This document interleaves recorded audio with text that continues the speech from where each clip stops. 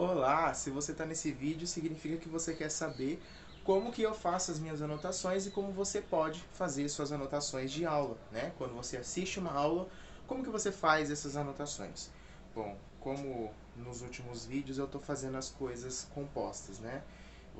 Daqui a pouco eu vou pedalar e agora eu estou passando a minha roupa para ir pedalar. E ao mesmo tempo vou fazer o vídeo porque, enfim, a gente condensa as coisas, né? Tipo dona de casa. Então é o seguinte, como que eu faço as anotações, né? Se você sabe, né, a importância de anotar para você lembrar depois, de você anotar de um jeito que você consiga lembrar depois e que você consiga usar essas anotações depois.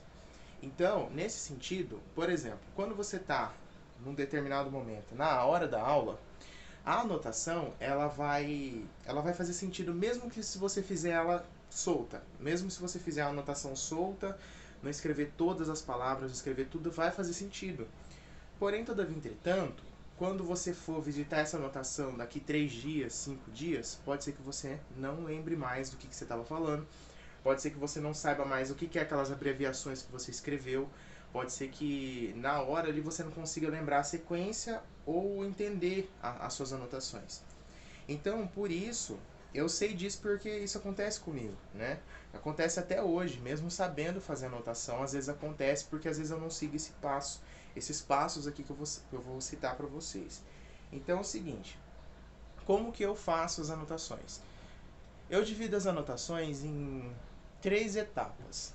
A etapa inicial, né? Eu não dou nome ainda, não tenho um nome específico para cada uma, mas seria a etapa de eu estar anotando aquilo no momento da aula, né? No momento que eu estou tendo contato direto com o conteúdo. Essa seria a primeira etapa.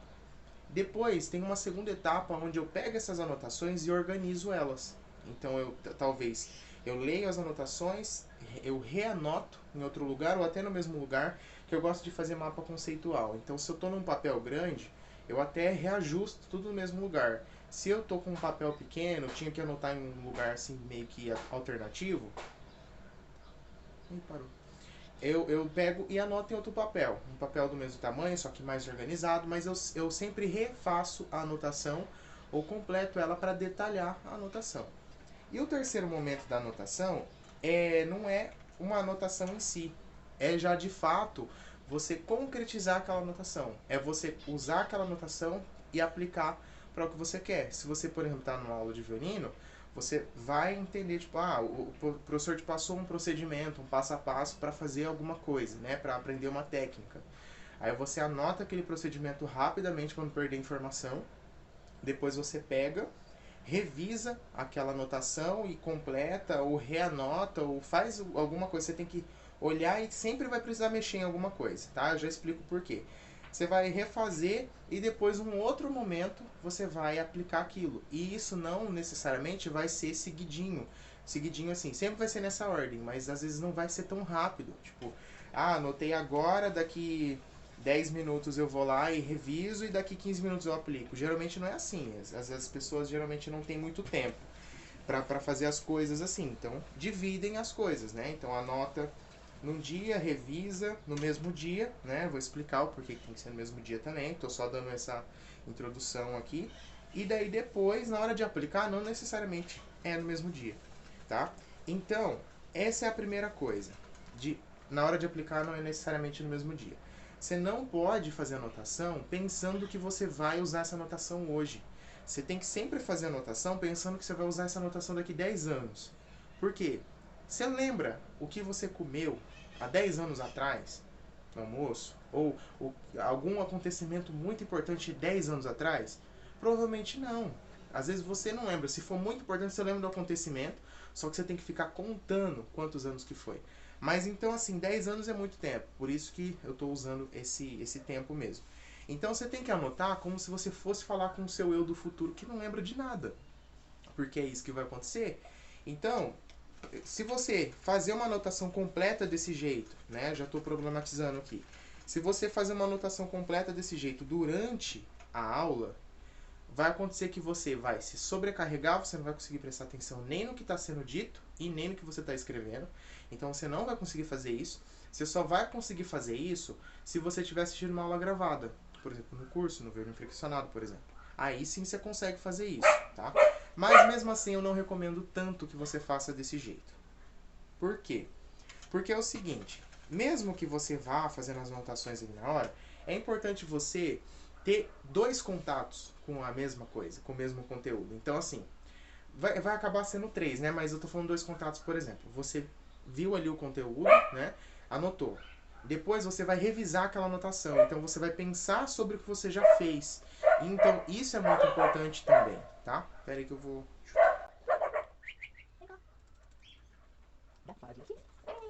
Enfim, eu chamo os cachorros pra eles pararem de latir. Então revisar, pegar duas vezes e ter contato com aquele mesmo conteúdo é bom. É muito mais importante, é muito mais legal do que você fazer de uma vez. Legal não de é mais divertido, mas é mais legal no sentido de é mais produtivo, mais efetivo, funciona melhor, tá? Então mesmo se você tem como pausar o vídeo, voltar ao vídeo, não sei o que, pra pegar e anotar tudo certinho já de primeira, mesmo assim eu prefiro que você anote passando por cima, né? Como se você tivesse... eu imagino fazendo esse tipo de anotação, que é como você estivesse correndo, sei lá, deixa eu pensar no... Como se você estivesse numa bicicleta, sem freio, numa descida cheia de buraco. Você vai assim, ó, né? Oh, meu Deus. Então, as anotações você tem que pensar que é mais ou menos assim a primeira. Aí na segunda, você volta e vai pegando as pecinhas que caíram.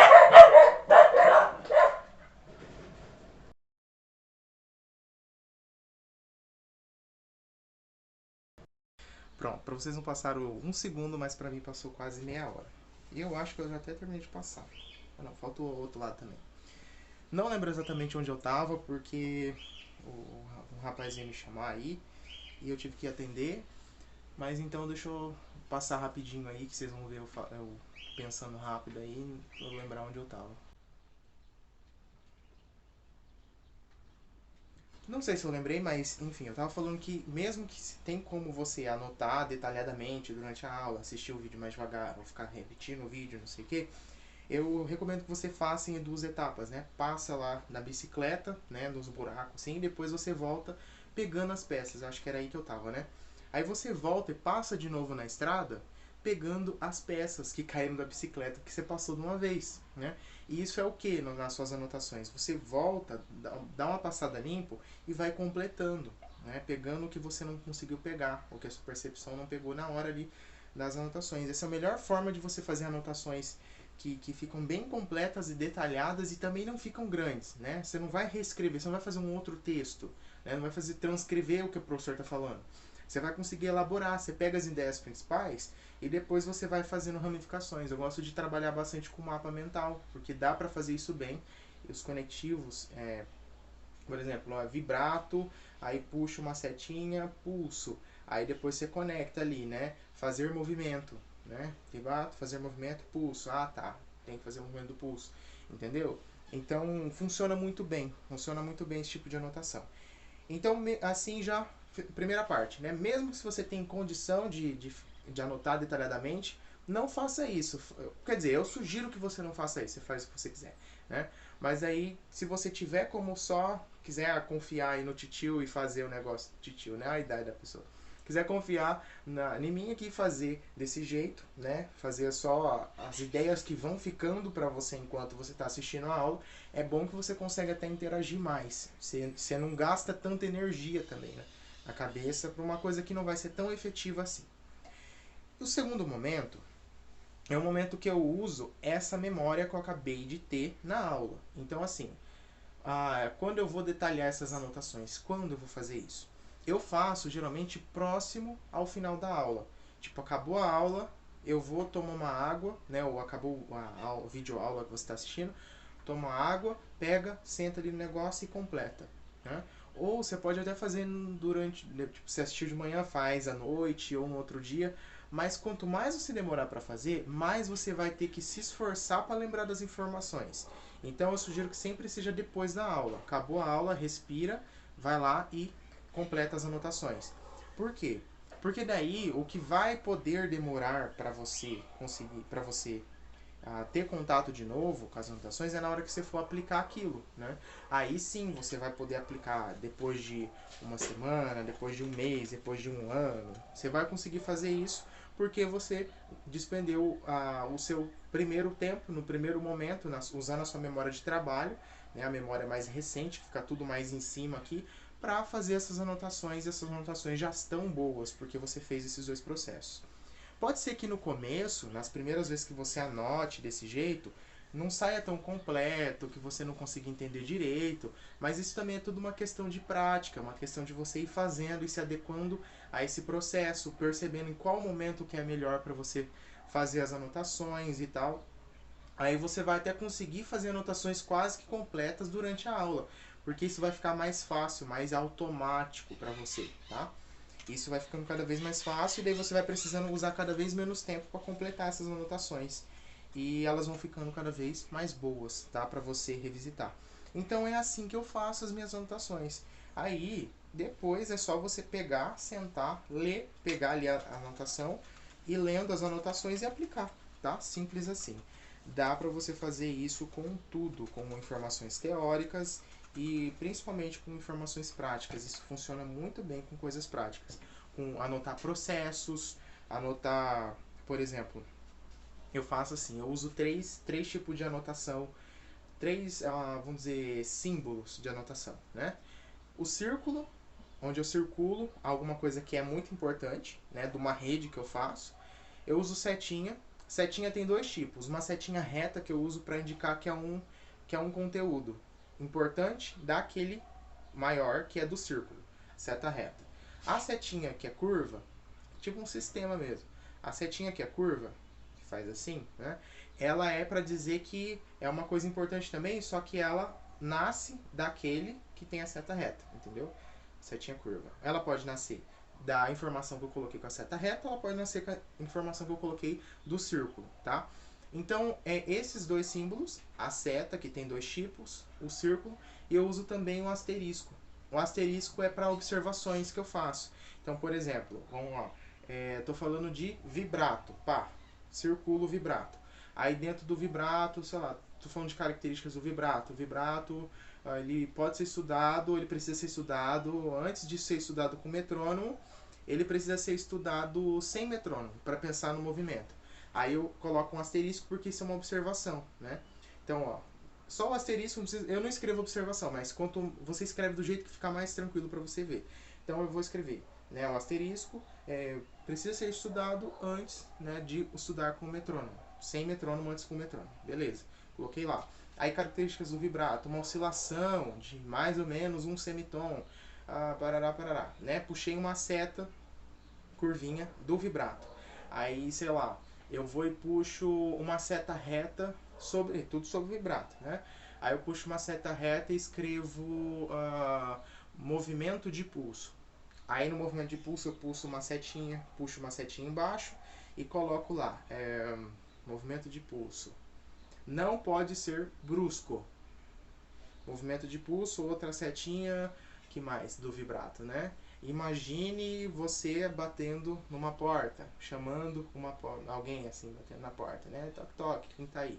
Né? Então eu vou puxando desse jeito, eu vou fazendo desse jeito. É simples assim que eu faço as minhas anotações. Eu só realmente escrevo o texto quando eu tenho que elaborar aquilo, para fazer um trabalho acadêmico, para escrever algum conteúdo, né, para o violino friccionado, ou até para as listas que eu tenho, né, pessoas que recebem meu conteúdo diretamente, não pelo Instagram nem pelo YouTube, né, pelo Telegram e pelo WhatsApp, mas daqui a um tempo vai ser só pelo Telegram, né? Então, para essas pessoas, às vezes eu tenho que escrever texto, né? Então, daí eu elaboro em texto. Se não, eu faço sempre desse jeito, puxando essas setinhas que eu falei. Beleza? Então é assim que eu faço as minhas anotações. É bem simples, né? E se você aplicar, eu tenho certeza. Vai fazendo várias vezes aí que você vai pegar a manha e isso vai te ajudar pra caramba nas suas anotações, tá? Tanto vai otimizar o seu tempo conforme você vai aprendendo a anotar desse jeito, quanto as suas anotações vão ficar cada vez melhores. Você não vai se preocupar em ficar descarregando a sua energia, né, da cabeça, assim, ai meu Deus, será que eu vou lembrar disso? Será que tá bom? E não sei o quê. E você não vai precisar ficar transcrevendo o texto, transcrevendo o que o professor tá falando, beleza? Então é isso, até o próximo vídeo.